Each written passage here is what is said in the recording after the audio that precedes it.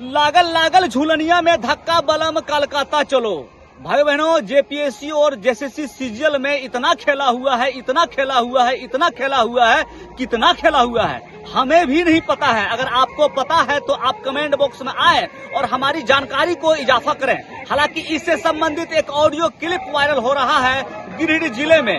जो audio clip Jharkhand Mukti Morcha के जिला अध्यक्ष संजय सिंह का बताया जा रहा है, जिनमें से संजय सिंह जेपीएससी के इंटरव्यू में सेटिंग गेटिंग और जुगाड़ करने का दावा कर रहे हैं अपने कार्यकर्ताओं के बीच बात करते हुए, जिसका ऑडियो क्लिप वायरल होने के बाद सोशल मीडिया पर लगातार अलग अलग तरह की टिप्पणियां हो रही है। वहीं राजनीतिक गलियारों में इनकी चर्चा तेज हो गई है। वहीं दूसरी ओर पहले इंटरव्यू जो ये वायरल क्लिप है, पहले इसे आप सुने। आज भी हम बोलते हैं कि तुम रिटेन निकाल लोगे तो इंटरव्यू में जुगाड़ बैठेगा, लेकिन बोलोगे कि कॉपी में तुम्हारे बदला कोई लिख दे, नहीं संभव होगा। कोई भी बोलता है तो उसको हम बोलते हैं कि सब ठग लेगा। मेरे पास 2-4 आदमी, एक आदमी आया था, कौन है जानते हो, विजय लाल लेके आया था उसको, एक महिला व्यापारी को उसका बेटा पीटी पास किया और उसको एक दलाल मिल गया दुमका का, बोला कि मुख्यमंत्री के यहाँ मेरा पैठ है, 75,000 रुपया लगेगा, तुम्हारे बेटा को वीडियो बना देंगे। बड़वा आया, बोला तैयार हो गया पैसा देने के लिए, 25 लाख पहला किस्ती लेके आया उसके पास, विजय लाल उसका सप्लायर है। आपने वायरल क्लिप सुन लिया है, जिनमें से साफ सुना जा सकता है कि वे इंटरव्यू में जो इंटरव्यू होता है, इंटरव्यू को मैनेज करा सकते हैं। हालांकि संजय सिंह ने इसका खंडन किया और खंडन करते हुए कहा है कि ये एआई जनरेटेड एआई क्लिप है, जिसका मकसद है उनका कैरियर को बर्बाद करना, उसके कैरियर को तबाह करना।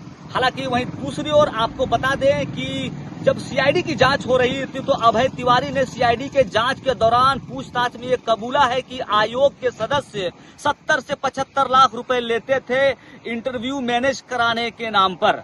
तो ये कहीं ना कहीं एक संयोग भी नहीं हो सकता है जो ये वायरल ऑडियो और ये अपने आप में कनेक्ट हो रहा है। वहीं दूसरी ओर ये ऑडियो क्लिप वायरल होने के बाद यहाँ पे कई ऐसे छात्र हैं जिसका सिलेक्शन जेपीएससी में हुआ है, उससे भी जोड़कर देखा जा रहा है। सबसे पहली छात्रा है संजय सिंह की जो बहन है, रिश्तेदार की जो बहन है, जो डुमरी के रहने वाली है, अमृता सिंह, जिनका पोस्टिंग अभी हजारीबाग के एक प्रखंड में ब्लॉक डेवलपमेंट ऑफिसर के रूप में हुई है। आपको बता दें कि 7th जेपीएससी में उन्होंने 12th रैंक हासिल किया था ऑल ओवर झारखंड में अमृता सिंह ने, और वही अमृता सिंह है जो संजय सिंह की बहन है।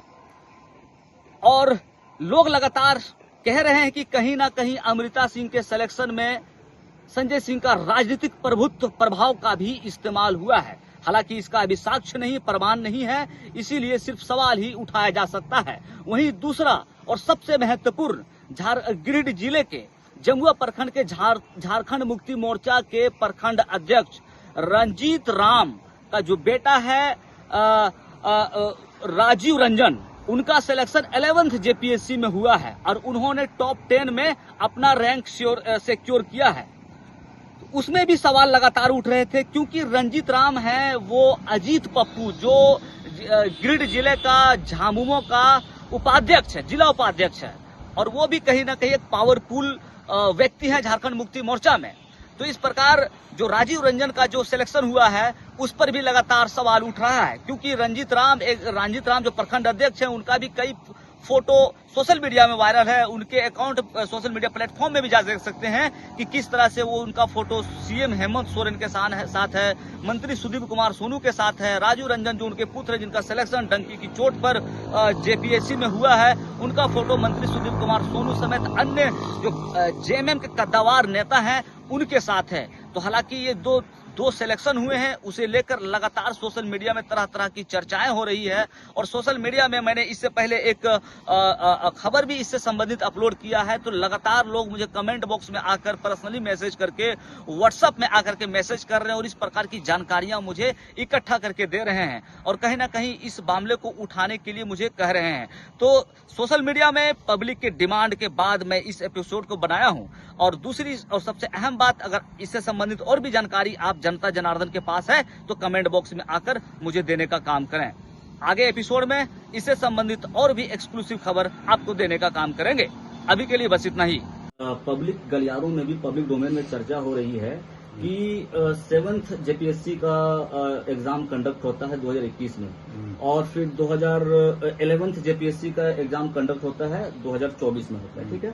तो 7th जेपीएससी में एक जो टॉपर होती है जिनका रैंक 12th आता है, उसे बताया जा रहा है कि वो आपकी बहन है, डुमरी के रहने वाली अमृता कुमारी, 12th रैंक आता है, सर्च भी कर सकते हैं। और दूसरा जमुआ प्रखंड का जो जेएमएम प्रखंड अध्यक्ष हैं रंजीत राम जी, उनके बेटे राजीव रंजन जी का सिलेक्शन होता है 11th जेपीएससी में। लोग जो आपका जो कथित ऑडियो वायरल हुआ है इस क्रोनोलॉजी को लोग जोड़ करके देख रहे हैं, ऐसे जवाब कैसे दें? मेरा ऑडियो जो है मेरे सामने, चूंकि मैं राजनीतिक जीवन में हूँ, तमाम तरीके के लोग आते हैं मदद के लिए। मैं स्पष्ट रूप से कहता हूँ ये ठगने की प्रक्रिया है, ऐसे लोगों के फेरे में नहीं फंसे।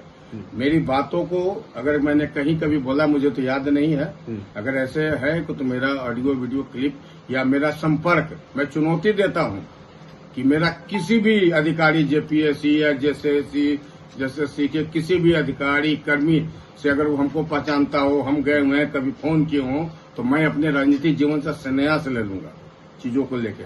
अब विरोधी बोलते हैं, अब 12वां रैंक आया, जिसकी प्रतिभा है, जो तेज है, मेरिटोरियस है, वैसे लोगों को आप बोलेंगे तो ऐसा थोड़ी है कि मेरी बेटी खुद जर्मनी में जॉब करती है, 1 करोड़ की पैकेज में है, तो झारखंड मुक्ति मोर्चा के मैं राजनीति में हूं, तो ऐसा थोड़ी है कि मेरे यहाँ प्रतिभा संपन्न बच्चे नहीं होंगे और मेरे यहाँ बच्चे नहीं। मेरा बेटा बेकार है, 3 बार जेपीएससी का परीक्षा दिया, लेकिन आज भी बेकार है, रिपीटी पास किया चीजों को लेकर। तो ये जो भ्रामक है विरोधी, राजनीतिक विरोधी, ये छवि खराब करने की साजिश है। अभी मुक्का खाएंगे और राजनीतिक और कानूनी दांव पे जो फंसेंगे ऐसे लोगों को हम लोग चिन्हित करके कार्रवाई भी करेंगे। क्या भैया आप अपने इंडिविजुअल लेवल पर क्या इस बात को ट्रेस कर पाए कि आखिर ये ऑडियो? मुझे याद नहीं है कि किन लोगों ने किया है, लेकिन जिसने भी किया है एक बहुत घृणित काम किया है चीजों को लेकर। एआई जनरेटेड है या तो फिर एआई जनरेटेड भी हो सकता है। एआई के जमाने में किसी का फोटो किसी के साथ पेस्ट हो जाता है, किसी की आवाज कोई भी कहीं से निकाल सकता है चीजों को लेकर। तो ये एआई जनरेटेड, मैंने तो अभी साइबर थाने को लिख के दिया है, जांच होनी चाहिए।